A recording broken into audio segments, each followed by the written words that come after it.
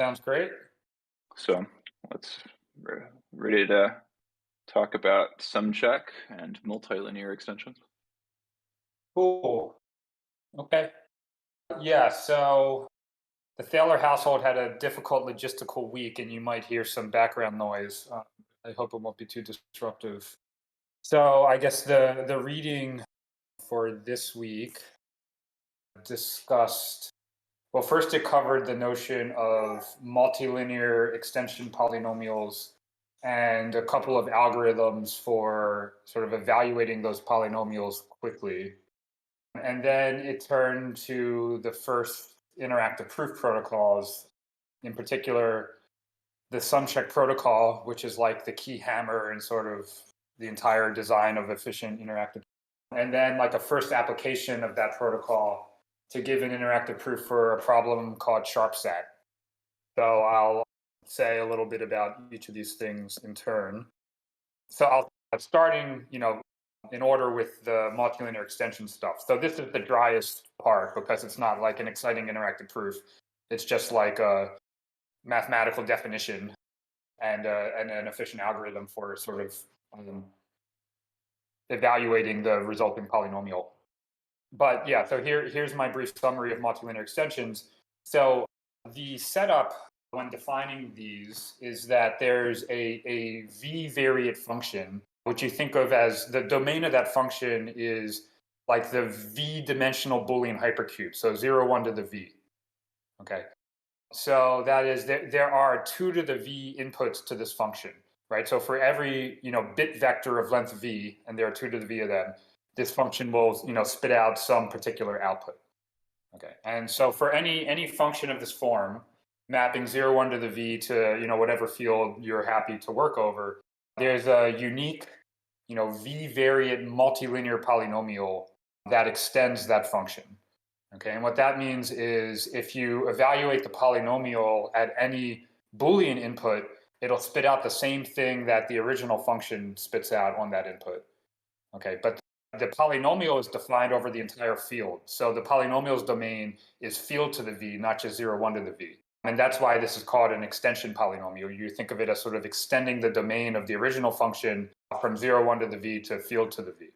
And yeah, so the book proves the existence and uniqueness of a multilinear extension polynomial for any such function. And in fact, the existence proof is constructive, meaning there's an explicit expression given for the multilinear extension in terms of what are called Lagrange basis polynomials for multilinear polynomials. And a couple algorithms are given, and the second algorithm in particular allows you to evaluate the multilinear extension of the function in linear time. So what that means is, the algorithm is sort of given as input just a list of all 2 to the v evaluations of the function that you're interested in taking the multilinear extension of, and a point that someone wants to evaluate the multilinear extension at this particular point in field to the v, and the algorithm will do that running in time order 2 to the v. Right? So you can't hope for a faster runtime than that up to a constant factor, because just even reading like all the evaluations of the function that we are interested in the multilinear extension of, they're just 2 to the v of them. So just reading, the description of the function you're extending takes 2 to the v time. So the algorithm is just a constant factor slower than that to evaluate the resulting multilinear polynomial at any point. And just as a reminder, multilinear means it's a v-variate polynomial, but the degree in each individual variable is at most 1. That's what multilinear means. Okay, so just a brief aside about a promise I had made last week and haven't yet fulfilled. So last week, I believe I said I would add discussion of Lagrange interpolation for univariate polynomials at the end of chapter 2. And I'm almost done that, but haven't released an update yet. And I thought I would use this opportunity to babble a little bit about why I had not included that, and in so doing, give a bit of a preview of why multilinear extensions are so useful. So basically, with a multilinear extension polynomial, right, you can take a function f with a domain of size, 2 to the v, because the domain of F for multilinear extensions is 0, 1 to the V, right? So there's 2 to the V values that F takes, right? And the multilinear extension polynomial, has degree 1 in each variable and total degree at most V. So V is logarithmic in the domain size of like the function we're taking the extension of. Okay, so like what I'm getting at is with multilinear extensions, it's a multivariate polynomial V variables, but the degree of that polynomial is very low, right, relative to the size of the domain of the function we're extending. Okay, with univariate polynomials, you can define univariate low degree extensions in a like analogous way to multilinear low degree extensions. That means you have a univariate function which with specified outputs on like a canonical input set of size n. So say like for univariate extensions, you'd be given a function with of the form like f of 0 equals 8, f of 1 equals 9, f of 2 equals 15, f of 3 equals 18, all the way up to f of n minus 1 equals 52 or something. So just n specified input output pairs. But for univariate situation, that's a univariate function. The domain is the numbers like 0 up to n minus 1, as opposed to the Boolean hypercube 0, 1 to the v. Right. So a univariate low degree extension would be just a polynomial. In particular, there exists one of degree at most n minus 1 that agrees with the function you're extending, everywhere the function is defined. So on input 0, 1 up to n minus 1. So yeah, sorry, this is not the smoothest presentation ever, but what's going on is when you're using univariate polynomials, the number of the description size of the function you're extending is, if that is n, then the degree of the polynomial you need is also is n minus 1. Okay. Whereas with multilinear extensions, you can sort of extend n evaluations, right? But with degree just 1 in each variable and total degree log n overall. And that is why multilinear extensions turn out to be so useful for interactive proofs and multi-prover interactive proofs and snarks derived thereof. Okay, so just to say that in one sentence, because I babbled so much to be incomprehensible, one summary sentence. Multilinear low degree extensions sort of encode n values using a polynomial in log n variables with total degree log n and degree 1 in each variable. Whereas univariate low degree extensions encode n values with a univariate polynomial, but of degree n minus 1. Okay, so univariate low degree extensions do come up in the text and in snarks, but in the text they don't come up till I think it's now chapter 10 on IOP, constant round IOP. And that's the reason they don't come up until that point in the text is basically exactly what I said. It's difficult in a sense to get like an efficient probabilistic proof system when the degree of the polynomials you're dealing with is so large, is like n minus 1 instead of log n and degree 1 in each individual variable.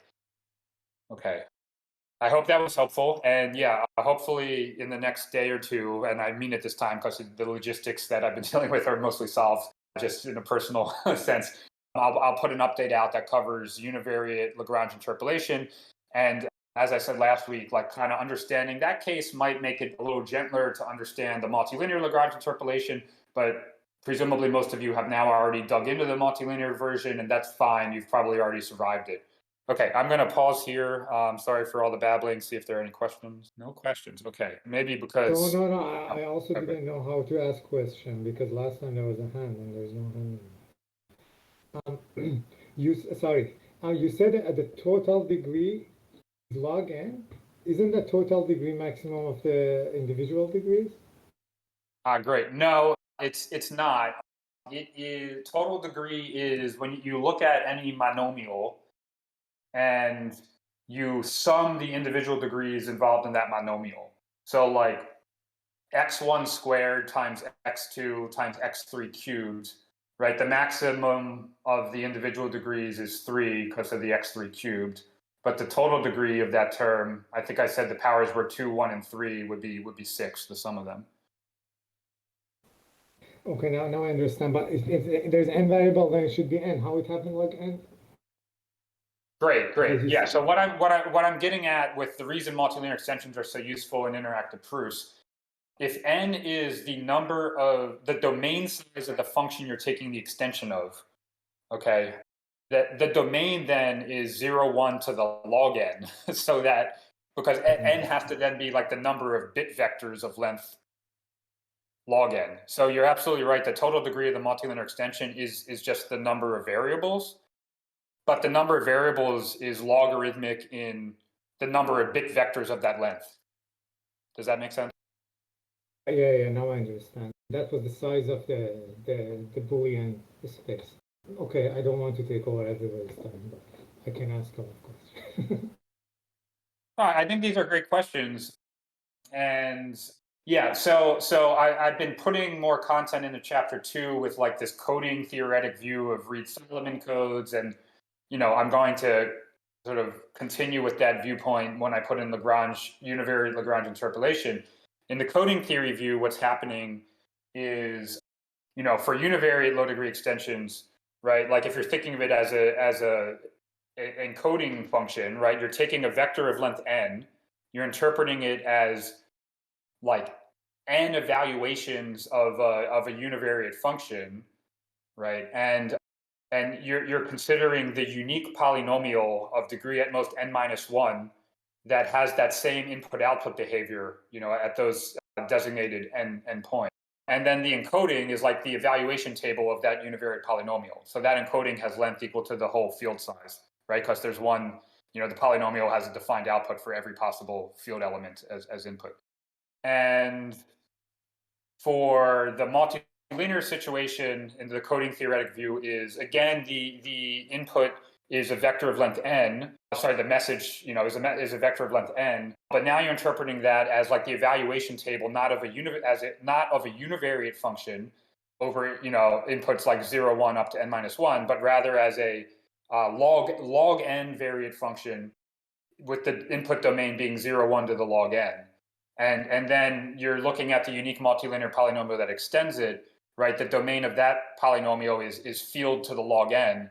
And then the encoding of that, according to the multilinear extension code, is, all field size to the log n evaluations of that multilinear extension.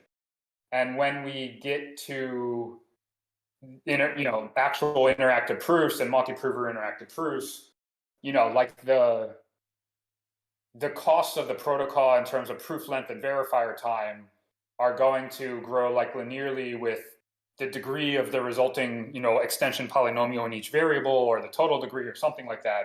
So it'll be really important that in the latter case, the total degree is log n and the degree in each variable is just 1, whereas in the univariate case, the degree and total degree and degree like just coincide in the univariate case is n.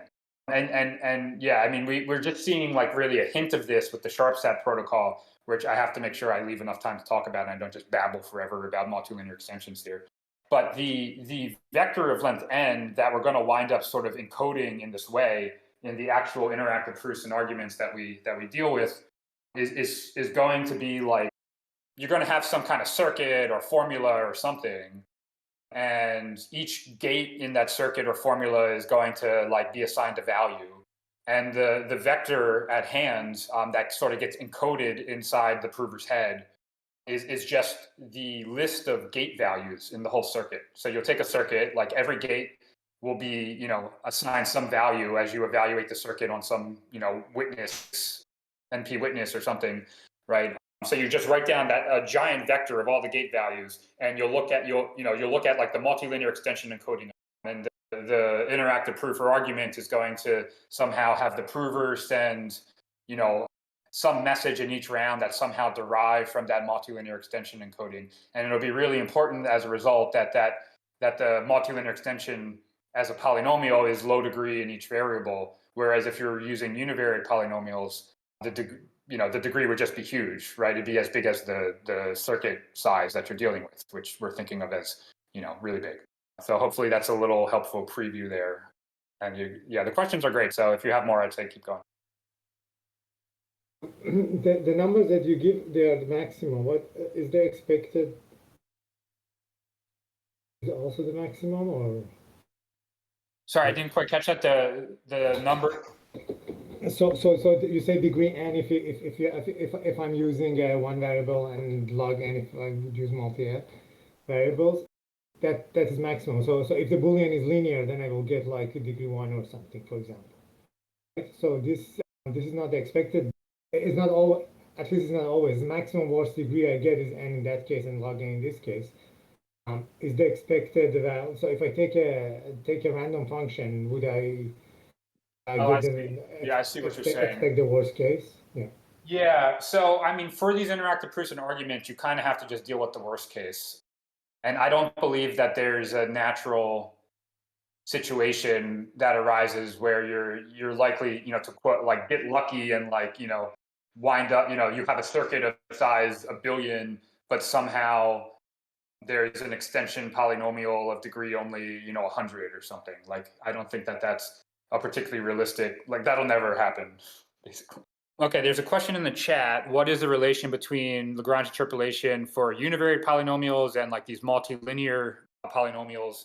Yeah, it's basically the same procedure conceptually. It's just the Lagrange basis polynomials change. And this will make more sense when I post the update that covers univariate Lagrange interpolation. But basically the idea, what is a Lagrange basis polynomial? It's a polynomial that acts as an indicator function for a certain input, in the sense that whether you're in the univariate setting or the multilinear setting, there's some domain where you're seeking to sort of control the input-output behavior of the polynomial at, right? And so there's going for each element of that domain, and in the multilinear case, that domain is 0, 1 to the v, and in the univariate case, people normally take the domain to be like 0, 1, 2, 3 up to n minus 1. So you just, for each element of the domain, you need to define a polynomial, either univariate or multilinear, right, that maps the designated domain element to 1 and all other domain elements that you care about to 0, right? So in the multilinear case, those Lagrange basis polynomials have this nice product form where for each of the v variables, there's a product of the form either like xi or 1 minus xi, right? Because xi maps like 1 to 0, and 1 to 1 and 0 to 0, and 1 minus xi does the reverse and maps 0 to 1 and 1 to 0. And then if you just like product those out across all v variables, you get something that will sort of map the Boolean vector you care about to 1 and any other Boolean vector to 0.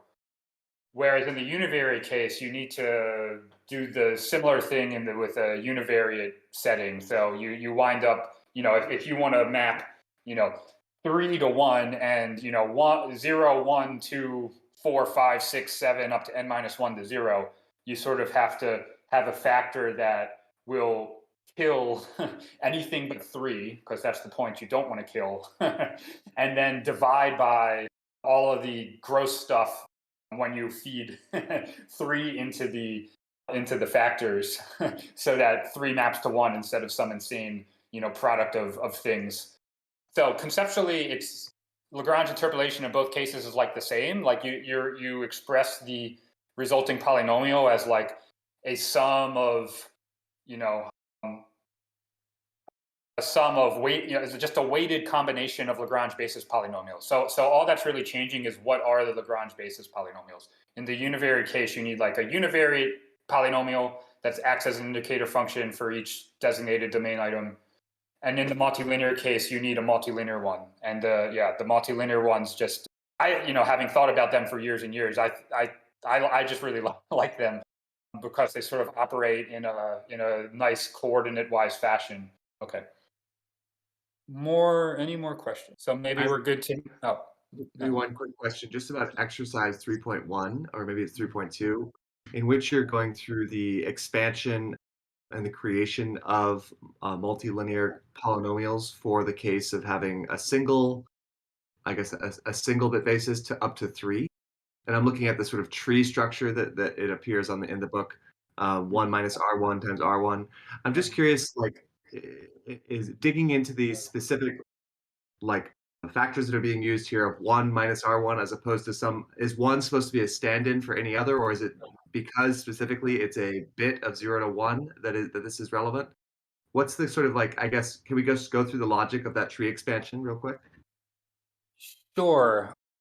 Yeah, I think the exercise, it might be 3.3 or but the tree structure, I think you're referring to the figure 3.3 and also maybe exercise 3.3. Does that sound right? Yes, the tree structure that on the copy that I have, it's at the top of page 28. Oh, top of page 28.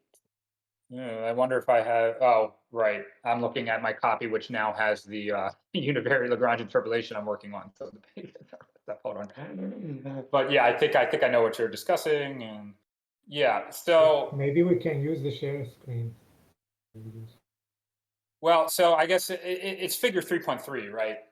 Is like a particular example, yeah, for like a three variate multilinear extension, and kind of working through the linear time algorithm for evaluating the extension at a random point. So you had sort of two questions there. So one is like, why is there like this 1 minus, xi coming in instead of, I guess, like 2 minus xi or 3 minus xi?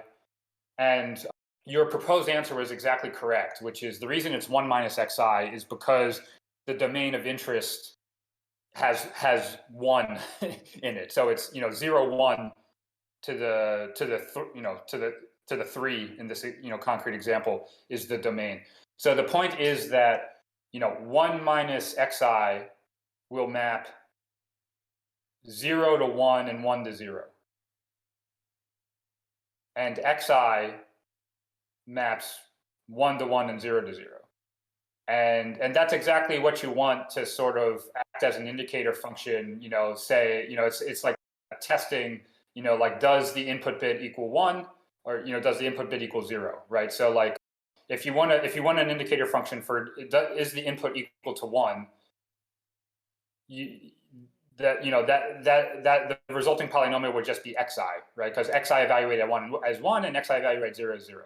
And if you wanted to know, like, does the input bit equal 0, it would be 1 minus xi, because 1 minus 0 is 1 and 1 minus 1 is 0. So what's kind of going on in figure 3.3 and like the algorithm that figure 3.3 is illustrating is to evaluate the multilinear extension of some particular function at any desired point. It turns out like the hard part of the algorithm is to evaluate every Lagrange basis, every multilinear Lagrange basis polynomial at the desired point. Okay, and now, so every Lagrange basis polynomial is of the form, like a product over, in this case, all 3 variables of, like 1 minus xi or xi, right? So just as an example, like the Lagrange basis polynomial corresponding to input 0, 1, 0, right? That's going to be 1 minus x1 times x2 times 1 minus x3. Right? Because, it's just like 1 minus x1 is saying, like, make sure that bit 1 equals 0. x2 is saying, make sure that bit 2 equals 1. And 1 minus x3 is saying, make sure that bit 3 equals 0. Right? So the hardcore is to evaluate every one of these Lagrange basis polynomials at the desired input, R1, R2, R3. And so kind of what's going on is, like, at the very start of the algorithm, it sort of just focuses just on the first variable and says, let me look at let me evaluate all like 1 variate Lagrange basis polynomials at that first value of the input variable, right? So and there are only 2, 1 minus x1 and x1. So that the bottom row in the figure evaluates 1 minus R1 and R1, right? That's like all 1 variate Lagrange basis polynomials evaluated at R1. Okay, then the next row from the bottom handles like evaluating all 2 variate Lagrange basis polynomials at the input R1, R2, right? And that's why, you look at that array there if you have it in front of you, and the first entry is 1 minus R1 times 1 minus R2. Second is 1 minus R1 times R2. It's just stepping through each of the 4 2 variate Lagrange basis polynomials and evaluating them at R1, R2.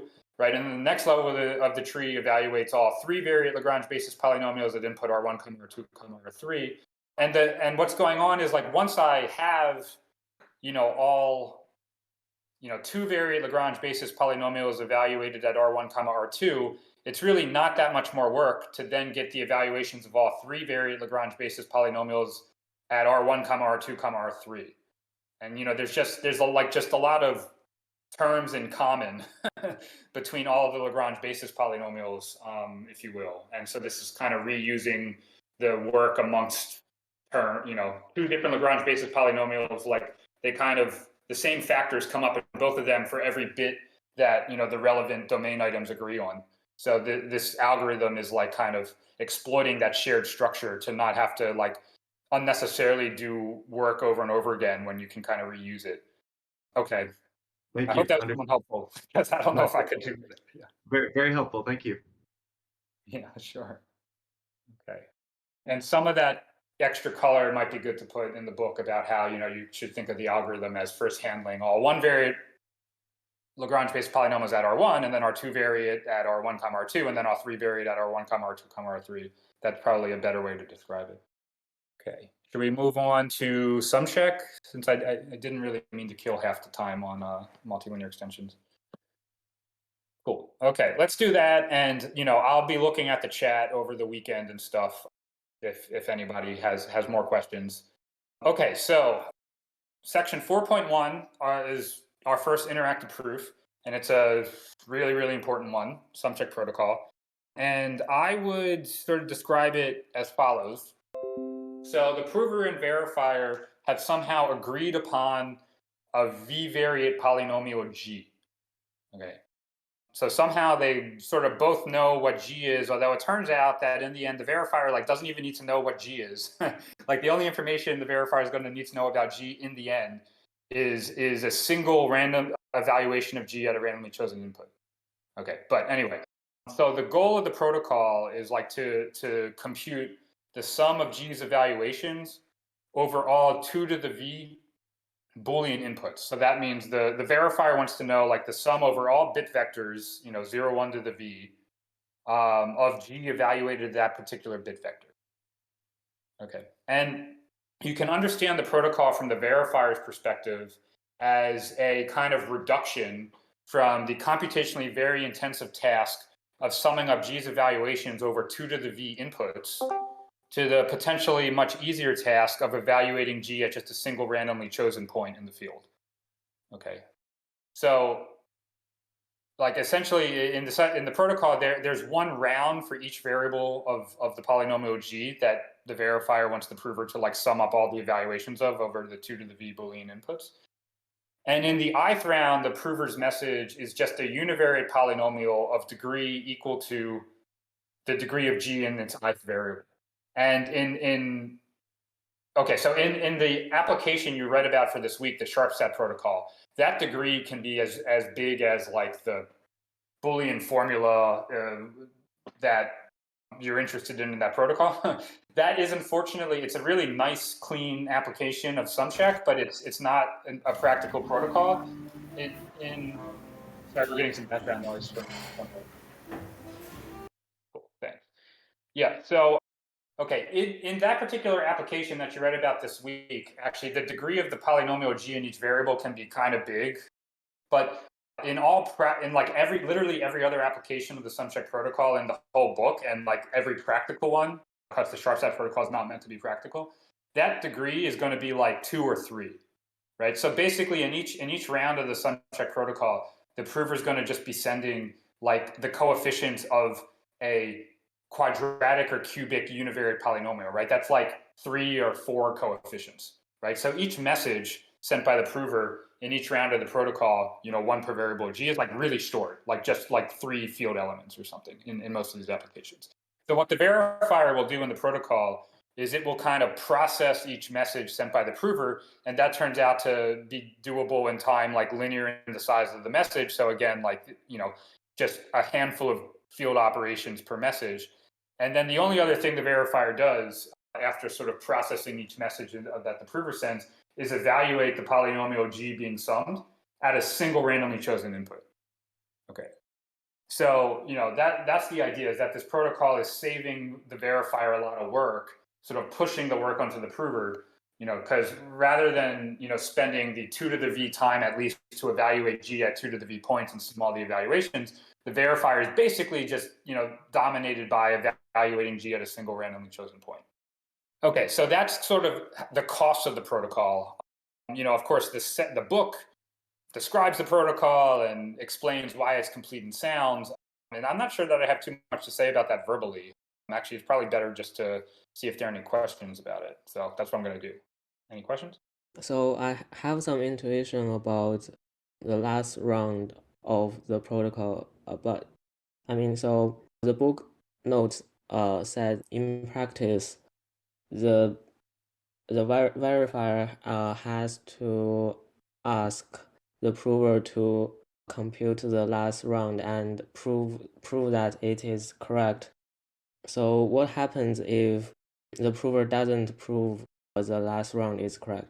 So I have some intuition about why this won't work, but some clarification would be nice as well.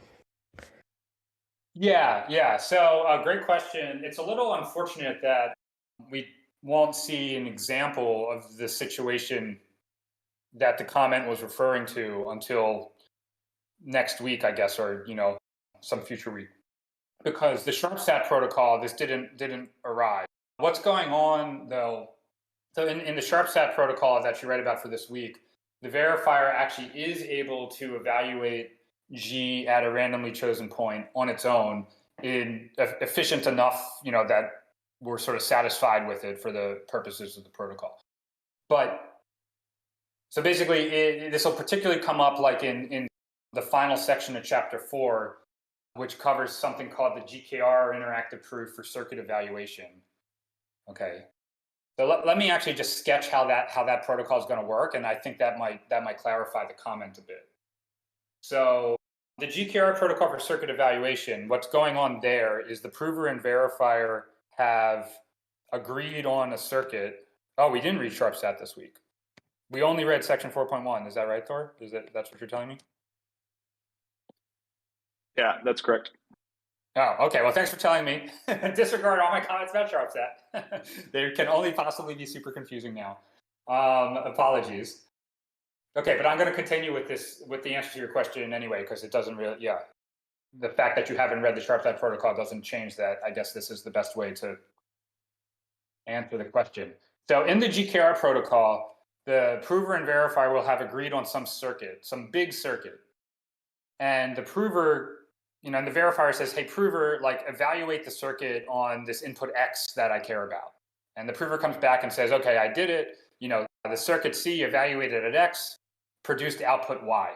And the verifier says, hey, I don't believe you. Prove to me that indeed C of X equals Y. And what the protocol does is it proceeds layer by layer through the circuit, sort of starting with the output and working its way towards the inputs. And for each layer, you apply the Sumcheck protocol to some polynomial that's somehow derived from the circuit. Or I guess I should say, the polynomial, the first polynomial is sort of derived only from the output of the circuit and any gates, any in neighbors of that output, right? And so at the end of that invocation of the Sumcheck protocol, in order to evaluate the polynomial that the prover and verifier just applied the Sumcheck protocol to, the verifier would need to know the values of the gates that feed into the output gate of the circuit. But unfortunately, the verifier doesn't actually know the values of those gates, because evaluating all of the gates of the circuit up until but not including the output is almost as hard as just evaluating the output gate itself, right? It's just one more gate. And so that's what that comment is getting at, is the verifier and prover in the GKR protocol have applied the Sumcheck protocol to some polynomial. At the end of the Sumcheck protocol, the verifier needs to evaluate that polynomial at a random point, but the verifier is not actually able to do that. At least not without spending so much work that it was pointless. The whole exercise was pointless anyway, because why use a prover if the verifier is just going to evaluate the circuit on her own anyway? So the way the GKR protocol proceeds is the prover just tells the verifier the necessary evaluation of the polynomial G that Sumcheck was applied to. But the verifier, of course, doesn't necessarily believe the prover's honest. So the protocol then like iterates, right? Like it then moves on to the prover proving that the, claimed evaluation of G is in fact correct. And that involves applying the Sumcheck protocol again, this time to a polynomial involving, just the gates feeding into the output gate and the gates feeding into those gates. And in this way, like every time you apply the Sumcheck protocol, the prover and verifier kind of take one step closer to the input layer, and eventually they get to the input layer, and the verifier, they've now applied the Sumcheck protocol to some polynomial that depends only on the inputs to the circuit, which the verifier does know those inputs, right? Because the verifier told the prover, like, evaluate the circuit on this input. And at that point, that amounts to literally the lemma 3.8 or whatever that we verbally walked through, figure 3.3 earlier in my bad laden 15 minutes ago. Okay, so did that add some concreteness and color to that comment about how in applications of the Sumcheck protocol, like either one or two things is going to happen, like either the verifier is going to be able to evaluate G at a random point on its own, like in the very, very end of the GKR protocol when it's just evaluating the multilinear extension of like the input to the circuit, or else the prover is going to do it and then have to prove that it's doing it honestly because the verifier doesn't trust the prover. So one of the two things will happen. Okay, thanks. Yeah, that was probably more than you had bargained for.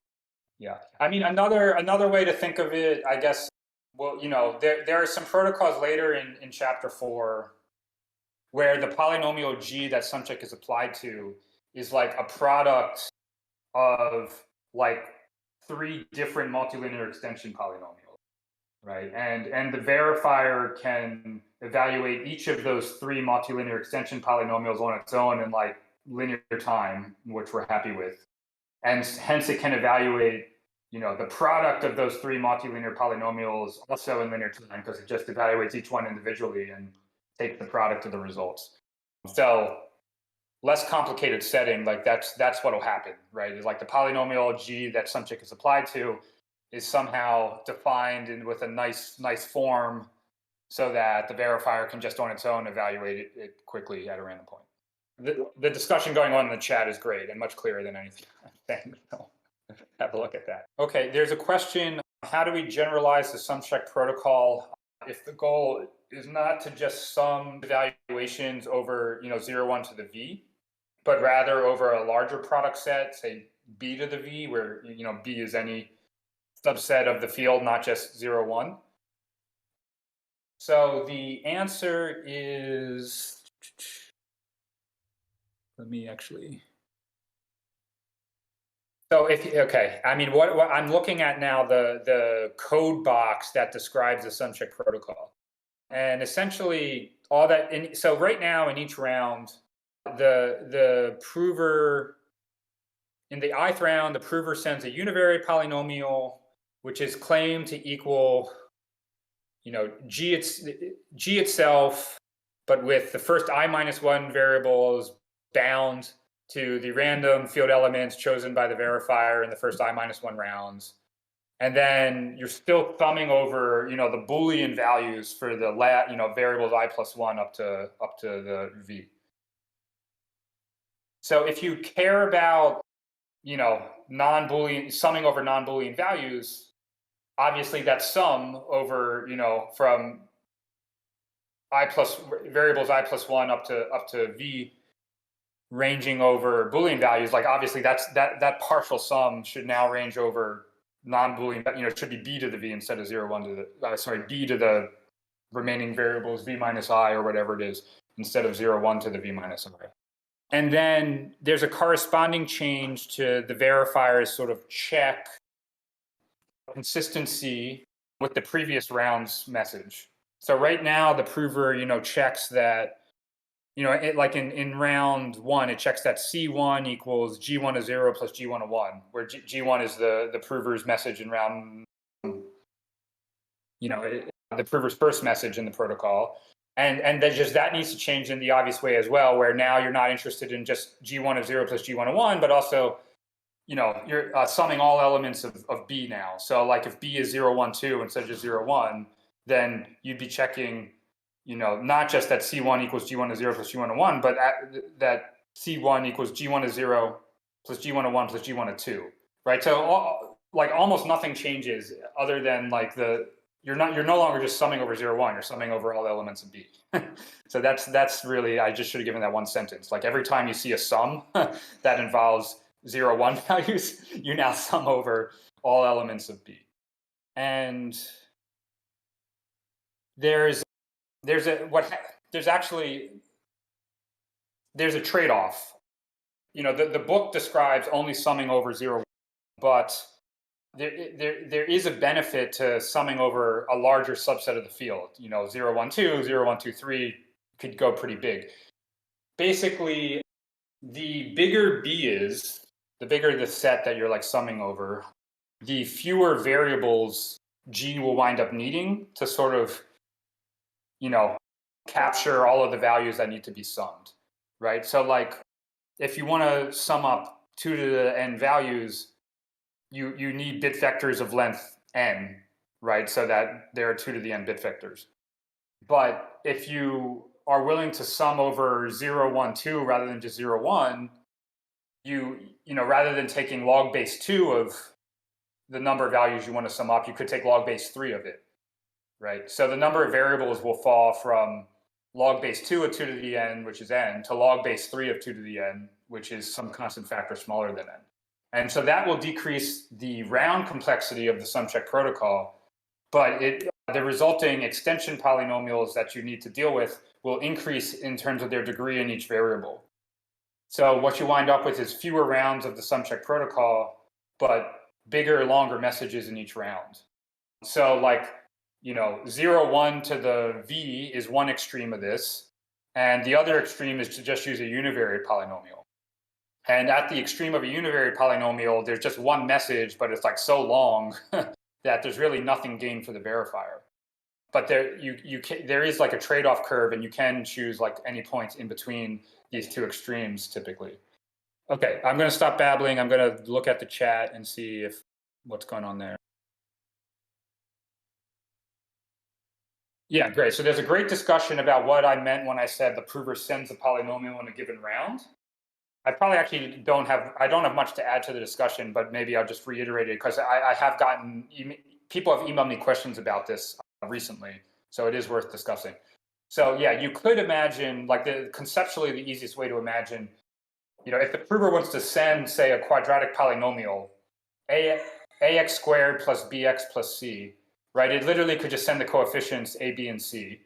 And then if the verifier needs to evaluate that polynomial at some point r, right, it'll just compute ar squared plus br plus c.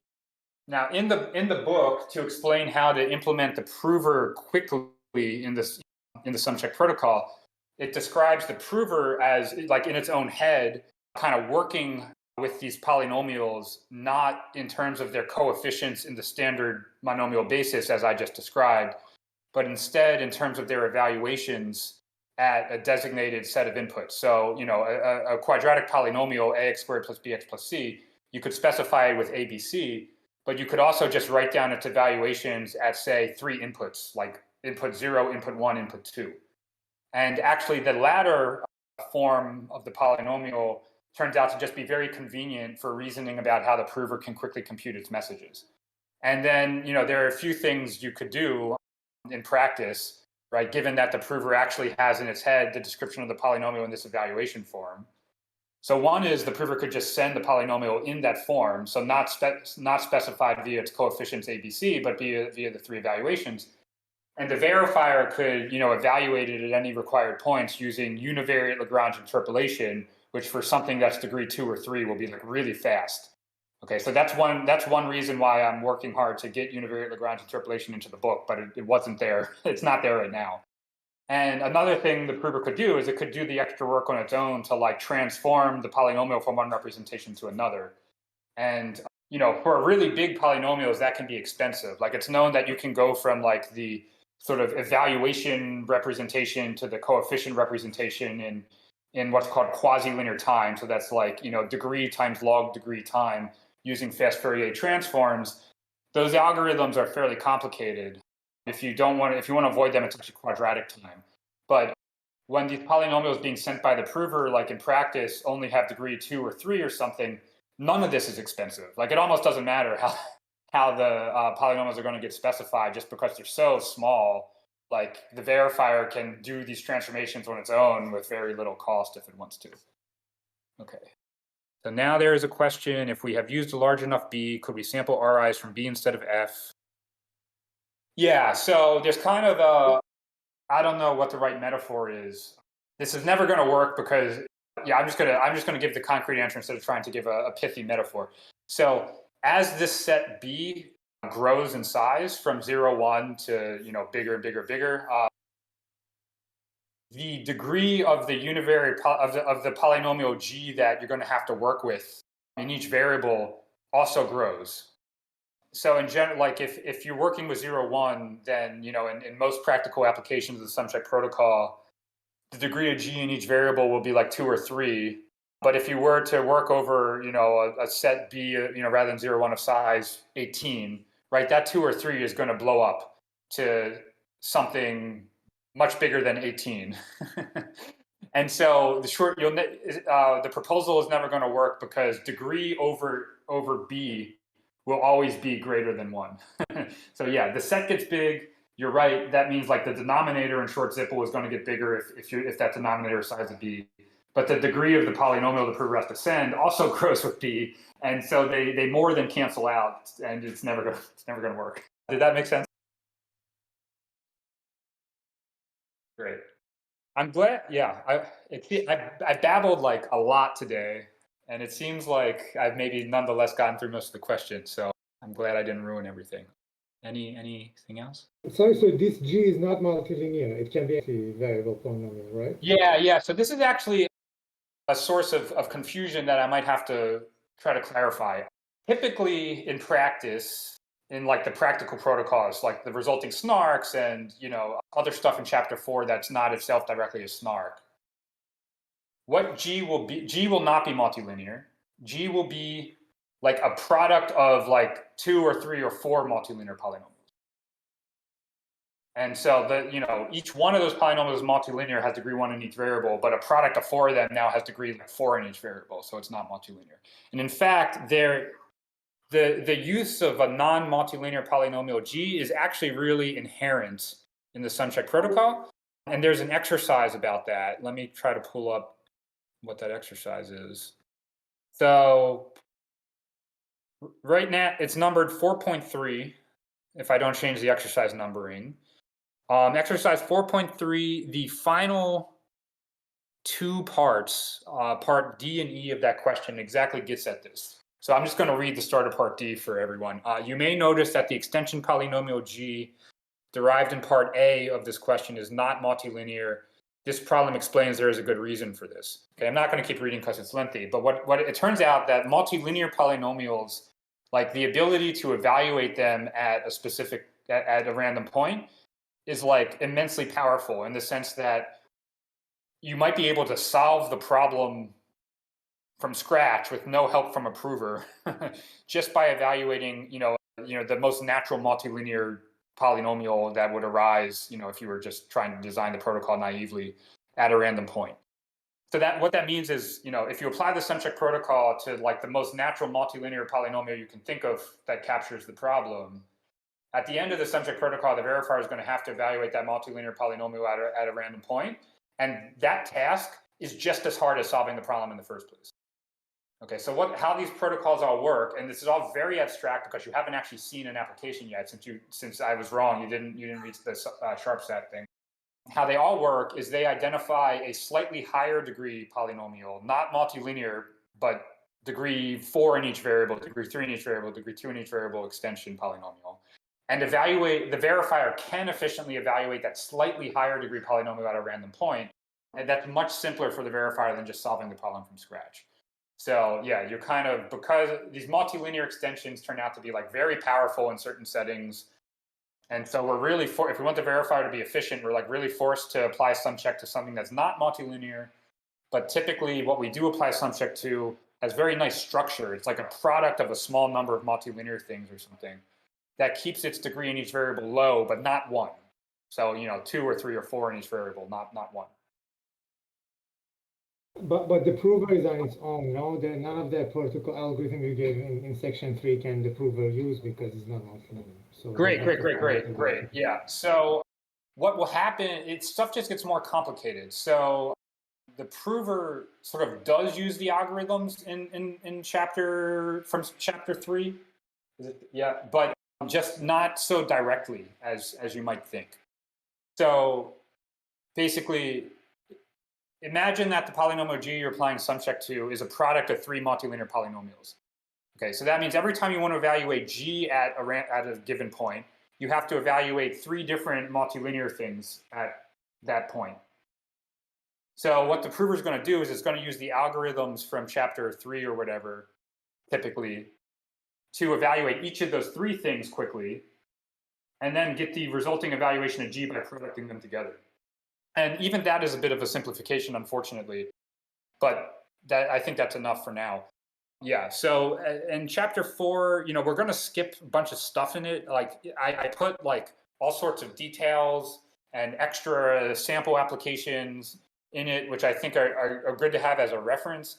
But yeah, like make the full details of how to make the prover run as fast as possible in applications of the Sumcheck protocol. They're pretty hairy. Like I don't actually recommend focusing on it on the first reading, which is why I think we're going to logistically skip over some of it. But that's roughly what's going to happen, how things are going to go. Is like in most applications of the Sumcheck protocol in practice, the polynomial G that is being applied to is like a product of 3 different multilinear extensions.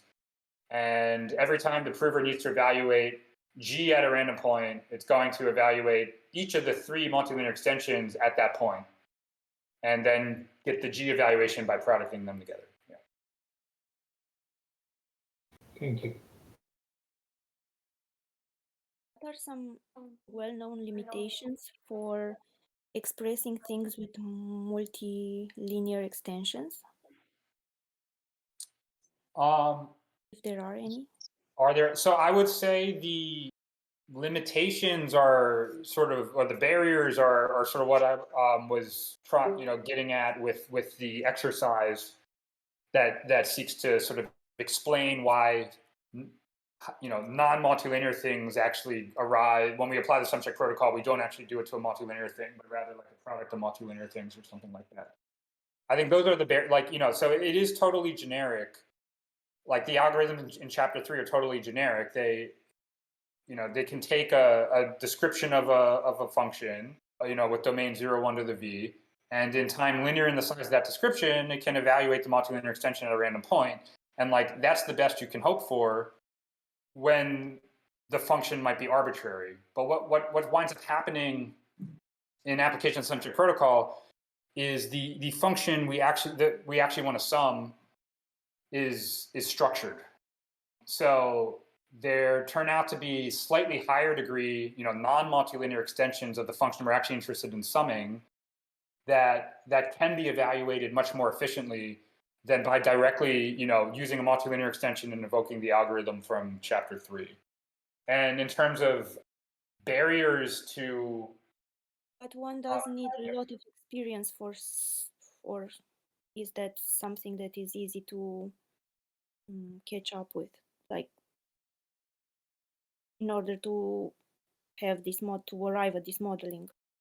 You're saying to like identify the structured extension that is slightly higher degree than multilinear that we ultimately do apply Sumcheck to? Yeah. Yeah. I mean, you need to get a feel for, that's sort of the point of the book, I guess, is to try to give you, to convey a feel for how these protocols are designed to ensure that the verifier can run quickly. And so everything sort of goes on a problem by problem basis.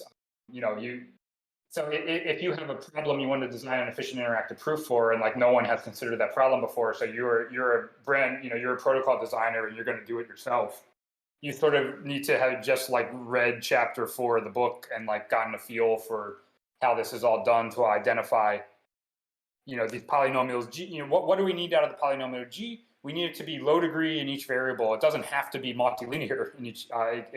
As long as low degree in each variable, then the prover's messages will be short and all of that. The verifier will be fast and so forth. But we also need that the verifier can evaluate G at a random point quickly. So these things are in tension with each other. And you just have to kind of, if you see enough example applications, you'll get the hang of it.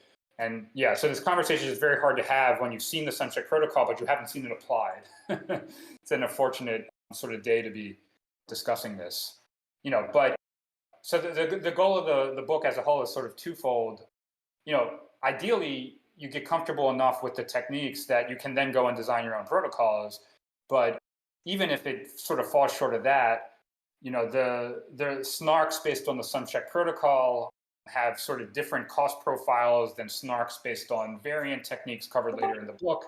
And you should at least get a sense of how the costs compare, what the trade-offs are, even if you don't sort of reach the point that you could go off and design your own protocols from scratch.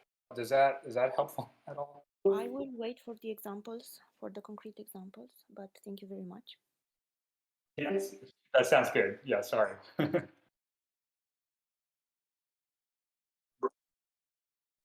Any more questions? And apologies for any background noise on my end. Everything should be back to normal next week, I hope. Might it be a good time for me to move into logistical announcements? Sounds good. Cool. Yeah, so thanks for coming everyone this week. Next week's reading will be short, just 4 pages on 2 applications of Sumcheck. The first is SharpSat, which was mentioned today, and the second is counting graphs and triangles. It's a pretty quick section, only 4 pages, since the main focus of the week is going to be implementing Sumcheck.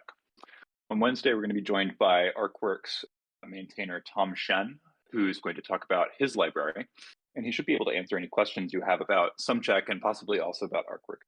And on Friday, we'll sort of pick back up on Sumcheck and the book and maybe talk about any more implementation questions. Do you have any suggestions on what we should do on Fridays on implementation weeks? I think the majority of implementation discussion is probably going to continue to happen on Wednesdays if the current format prevails, since that seems to be preferable. But if you have suggestions about how we might set up Friday to continue talking about implementation stuff, feel free to drop it in the chat or DM me directly. And Justin mentioned that we're skipping sections 4.4 and 4.5. So if you want to read ahead, go straight for section 4.6 the following week. I'm going to post that all in the announcements channel. So if you missed any of that, you can check it. I will put in the chat when I do post an update covering univariate Lagrange interpolation. And if anyone reads that either through interest or I would really appreciate feedback because, I'm just writing it and posting it. Yeah, I'll mention that in the chat. Well, cool. Thanks for joining everyone today and see you again next week. See you next week. Thanks. Thank you.